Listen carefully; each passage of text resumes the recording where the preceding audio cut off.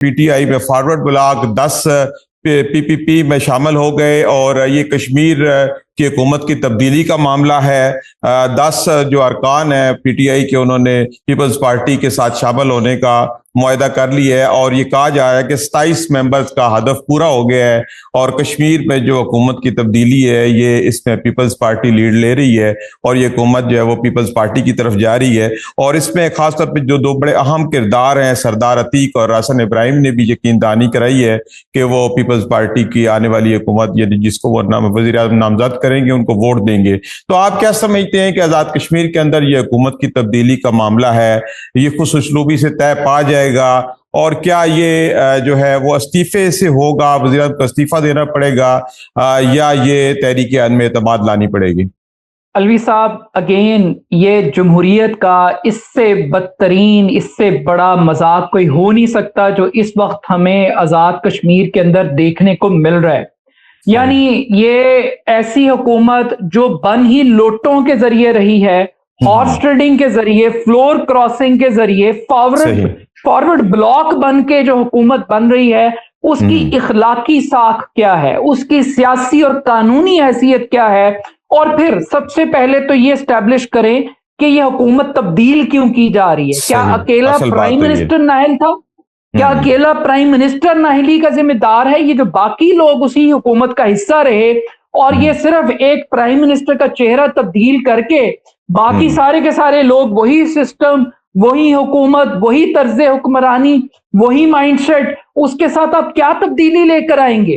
पहले तो इस चीज को एस्टैब्लिश करें कि आखिर आप हुकूमत को तब्दील कर क्यों रहे हैं और तब्दीली से आप अचीव क्या करना चाहते हैं।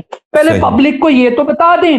अगर आपने हुकूमत फॉर द सेक ऑफ हुकूमत लेनी, यानी ये देखें कि 4 साल में ये चौथा प्राइम मिनिस्टर है जिसको आप तब्दील करें। 4 हुकूमतें आप बदल चुके हैं, 4 हुकूमतें 4 साल में। अब 8 माह के बाद आजाद कश्मीर में आम इंतखाबात होने हैं, तो 8 माह के लिए आप हुकूमत बना रहे हैं और फिर जो कुछ पाकिस्तान की पॉलिटिक्स में हुआ, क्या वो कम था कि दोबारा सिंध हाउस, दोबारा जद्दारी? अच्छा, ये इसी कॉन्टेक्स्ट में एक और खबर भी है, रोजनामा जंग में छपी है कि वफाकी हुकूमत ने आजाद कश्मीर के लिए 14 अरब रुपए का तरक्याती फंड जो है मंजूर कर दिया है।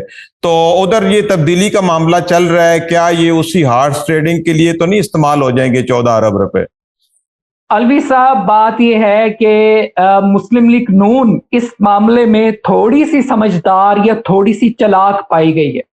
उनको पता है कि हुकूमत में रहकर अगर 8 माह के बाद उन्होंने इंतखाबात में जाना है, ना उनके पास बताने के लिए कुछ होगा, ना देने के लिए कुछ होगा, ना अवाम मुतमईन है।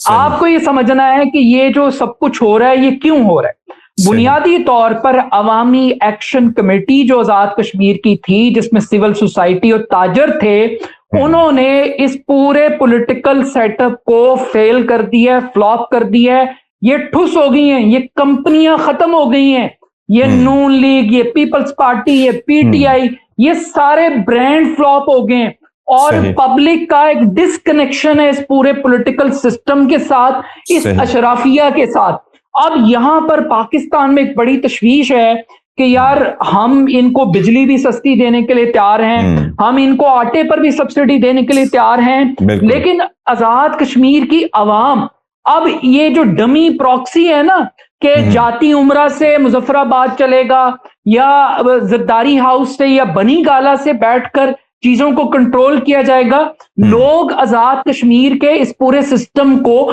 एक्सेप्ट करने के लिए तैयार नहीं है। वो पार्टिसिपेशन चाहते हैं, वो रिप्रेजेंटेटिव गवर्नमेंट चाहते हैं, वो ये जो म्यूजिकल चेयर चल रही है इसके साथ नहीं है।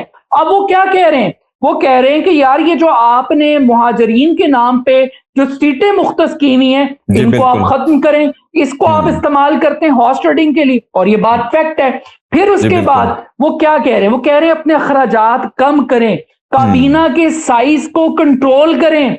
वो ये कह रहे हैं कि भाई आप पब्लिक के हवाले से पब्लिक एक्सचेकर को करप्शन के खिलाफ अच्छा, अभी जो अवामी इज्तिमात हुए हैं आजाद कश्मीर में हालिया, आप क्या समझते हैं कि ये कोई सियासी तब्दीली भी आ सकती है आइंदा आने वाले इंतखाबात के अंदर? देखिए, बात यह है कि अगर फरिश्ते एक्टिव ना हुए और अगर ये खलाई मखलूक जमीन पर ना उतरी और अगर ये आरओस का इलेक्शन जैसे पाकिस्तान के अंदर होता है, जिस तरीके से आरटीएस सिस्टम बिठाए जाते हैं, और अगर ये इंतखाबात हुए, तो मेरा ये ख्याल है कि ये तमाम पॉलिटिकल पार्टियां एक तरफ होंगी और अवाम का मैंडेट बड़ा मुख्तलिफ होगा। इन पॉलिटिकल पार्टियों, ये पॉलिटिकल पार्टियां नहीं निकली आजाद कश्मीर की अवाम के लिए। मैं अवामी एक्शन कमेटी का हामी नहीं हूं। मेरा ये ख्याल है कि जो मुतालबात वो पेश कर रहे थे उसके लिए उन्हें एक पॉलिटिकल पार्टी बनानी चाहिए और वो पॉलिटिकल पार्टी एक मंशूर के ऊपर इलेक्शन लड़े और उसके बाद वो असेंबली में जाएं और जाके चीजों को तब्दील करें।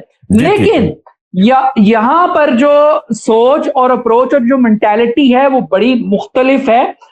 एक इस कनेक्शन को, इस बदकिस्मती, आप सिर्फ प्राइम मिनिस्टर को तब्दील करके अब आजाद कश्मीर की आवाम की आगे बढ़ते हैं अब्दुर्रहमान, आगे बढ़ते हैं। घरेलू सार्फिन के लिए गैस के कनेक्शन खोल दिए गए हैं, वज़ीर-ए-आज़म की तरफ से ये बयान आया है। और हम जब इंडस्ट्रियलिस्टों के यहाँ पे इंटरव्यूज करते हैं, उनसे इंटरेक्शन करते हैं, तो पता चलता है कि गैस नहीं है, गैस और बिजली की वजह से हमारी जो इंडस्ट्री है वो बंद पड़ी है। तो ये वज़ीर-ए-आज़म की तरफ से जो नया ऐलान है, आप क्या समझते हैं कि गैस मौजूद है हमारे पास? किस बुनियाद के ऊपर ये नए गैस कनेक्शन घरेलू सतह पे खोलने का ऐलान किया गया है? आप क्या कहते हैं? अलवी साहब, एक तो पहली बात है कि ये कुदरती गैस नहीं है जो पाकिस्तान से ही निकलती है और सुई से और दीगर मकामात से, ये वो गैस नहीं है, ये RLNG गैस है। और इसके हवाले से ये बात भी कही जाती है कि ये कुदरती गैस से निस्बतन महंगी है और LPG के हवाले से कहा जाता है कि कदरे सस्ती है। और ये कनेक्शन प्राइम मिनिस्टर साहब ने अनाउंस किए हैं, ये बड़ी खुशाइन बात है। मगर यहाँ पर कुछ सवालात हैं। एक तो जो प्राइस मैकेनिज्म है उसके ऊपर बड़े सवालात हैं। इन कनेक्शंस की जो डिस्ट्रीब्यूशन का तरीक़ेकार है उसमें जो शफाफियत का एलिमेंट है उस पर बड़ा सवाल है। फिर उससे बढ़ के कि क्या ये गैस भी हमें लोड शेडिंग की फॉर्म में मिलेगी, सिर्फ गैस के बिल मिलेंगे, क्या वाकई गैस भी मिलेगी अवाम को, या उसी तरीके से घंटों के हिसाब से ये गैस एक टाइम टेबल के मुताबिक हमें दस्तयाब होगी? बहरहाल ये खुशाइन इकदाम है, इससे अवाम को कुछ ना कुछ रिलीफ या उनकी तकलीफों का मदावा जरूर होगा। लेकिन हुकूमत को गैस की जो प्राइस है उसको रीजनेबल बनाना पड़ेगा और उसकी जो फराहमी है उसको यकीनी बनाना बहुत जरूरी है। और जो फीसें मुकर्रर की जा रही हैं गैस कनेक्शन के हवाले से, उनको भी रीजनेबल रखना पड़ेगा। ठीक कह रहे हैं, आपके स्ट्रक्चर ऐसा हो ताकि अवाम को इससे फायदा हो।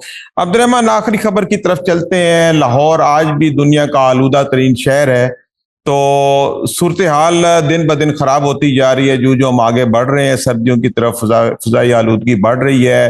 हर दफ़ा हुकूमत यही वादा करती है कि आइंदा साल आने तक हम स्मोक का कोई ना कोई मसला इसका कोई हल निकाल लेंगे, लेकिन जब स्मोक का पीरियड ख़त्म होता है फिर हम भूल जाते हैं। तो फिर जब दोबारा ये सर उठाती है स्मोक और ये मामला, तो फिर हम एक्टिव हो जाते हैं। आप क्या समझते हैं कि इस साल हुकूमत ने आलूदगी को कंट्रोल करने के कोई इकदाम किए हैं? अलवी साहब, जब आप कंक्रीट के शहर बनाने निकल जाएं, जब आप ह्यूमन डेवलपमेंट के नाम पर ह्यूमन लाइफ को कॉम्प्रोमाइज करें, तो फिर वही कुछ होता है जो इस वक्त लाहौर के अंदर, पंजाब के अंदर आपको दिखाई दे रहा है। आप इल्जाम तराशी लगाते रहे कि ये चूंकि किसान अपनी फसलें जलाते हैं तो इस वजह से ये स्मॉग है, आप सिर्फ गाड़ियों के ऊपर नजला गिराते रहें। ये बहुत सारे मल्टीपल फैक्टर्स हैं। जो पहला फैक्टर है कि लाहौर बागों का शहर था,